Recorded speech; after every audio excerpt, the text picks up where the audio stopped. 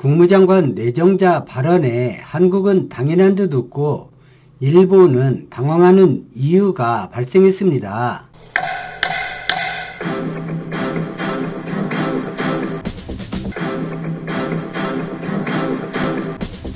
차기 국무장관 블링컨 발언을 살펴보니 오히려 북미 회담에 긍정적일 수 있다, 그런 판단이 들고 있습니다.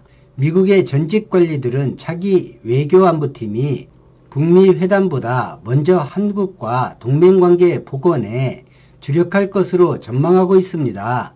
트럼프 대통령이 추진한 북미 회담 방식은 탈피하겠지만 북미 간 자산이 된 외교 개통은 효과적으로 이용할 것이며 더욱 현실적인 대북 접근에 나설 것으로 보인다고 예상하면서 가장 큰 문제는 차기 행정부가 들어서고 대북 정책을 마련하는 검토 기간에 북한이 어떤 모습을 보여줄 것인가가 바이든 행정부 대북 정책을 결정하게 될 것이라는 지적을 하고 있습니다. 바이든은 전통적인 상향식 외교를 선호하고 이를 여러 차례 밝혀왔습니다.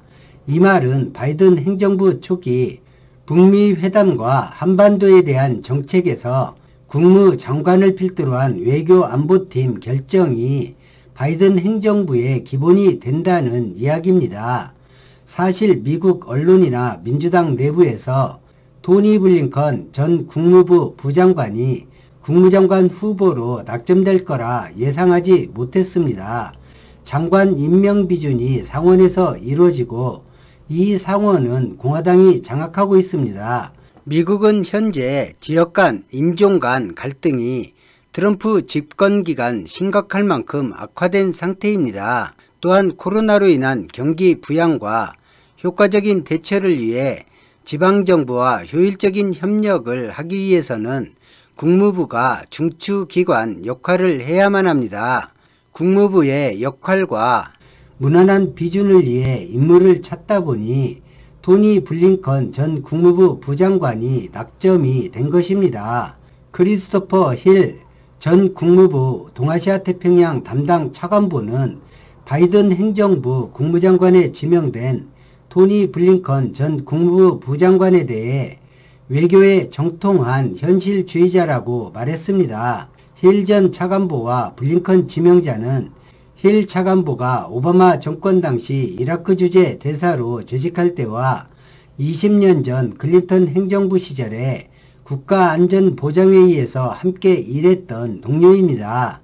블링컨 지명자가 북핵에 대해 현실적으로 심각하고 진지한 접근 방식이 필요하다는 것을 알고 있고 오바마 행정부에서 실패한 대북 정책을 답습하지 않으려 할 것이라고 말했습니다. 외교에 정통하고 오바마 때 실패를 답습하지 않으려 한다. 블링컨에 대해 현재 나오고 있는 평가입니다. 오바마 때는 오로지 제재 일변도의 대북 접근을 했습니다. 외교라고 볼 것도 없었습니다. 제재하다 보면 아마도 북한은 스스로 붕괴할 것이라는 그런 가정을 하고 북한 붕괴는 조만간 현실화된다 생각했습니다. 클린턴 행정부가 제네바 북미 핵협상을 타결할 때도 조금 지나면 북한은 스스로 붕괴한다는 생각을 했다고 밝혔습니다. 클린턴 때부터 20년이 지난 오바마 정부에서 같은 생각을 하고 있었던 것입니다. 클린턴과 오바마가 다른 점은 행동으로 비핵화를 하려 했는가의 차이입니다. 오바마는 대북 접촉 자체를 피했습니다. 이런 오바마 때 한 대북 정책을 실패했다고 본다는 것이죠. 블링컨은 적극적인 외교로 북한과 대화를 해야 한다고 주장했다고 합니다. 현실적으로 합의할 수 있는 것을 정하고 단계별로 합의와 실천을 해야 한다고 의견을 밝혔다고 합니다.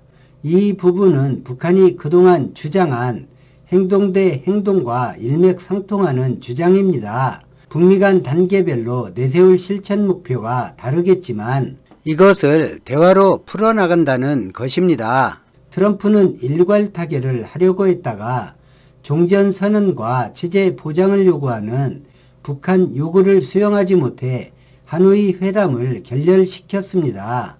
더 많이 얻어내려는 것이 외교이고 덜 주면서 이익을 내려는 것이 외교입니다. 차기 행정부는 한국을 우선 만날 것입니다. 그리고 한국과 현안에 대해 깊이 있는 의견을 교환할 것입니다. 북미 회담에서 지렛대가 돼줄 한국의 역할은 북미 양국의 정확한 의중을 파악하고 적정선을 제시해주는 일을 하게 될 것으로 보입니다. 바이든 행정부가 북미 간 협상에 성과를 내어도 공화당이 장악한 상원을 설득해야만 합니다.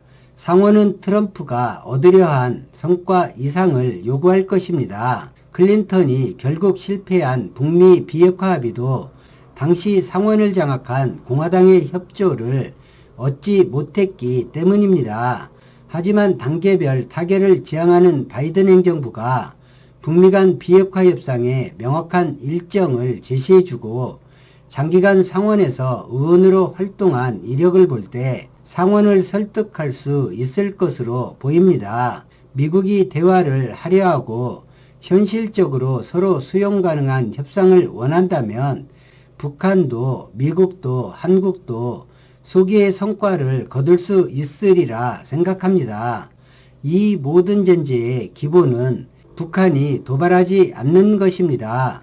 한국을 통해 북한과 대화를 원한다는 국무장관 내정자 발언이 알려지자 북미 회담에 적극적으로 끼고 싶어하고 키맨 역할을 하려한 일본은 내심 당황하는 모습을 보이며 트럼프 정권 때처럼 모기장 밖에 모기 신세가 될까 벌써 대책 마련에 애쓰고 있습니다. 2020년 북미 간 진척이 없으면 2021년 한국은 별도의 방안을 추진할 수 있다고 이인영 통일부 장관이 취임 후 밝혔습니다. 한반도 평화에 바이든 행정부가 우월적 지위와 힘을 내세워 협조하지 않고 무력 사용을 검토하려 한다면 한국 정부로부터 반드시 단호한 대처가 따르리라 생각합니다.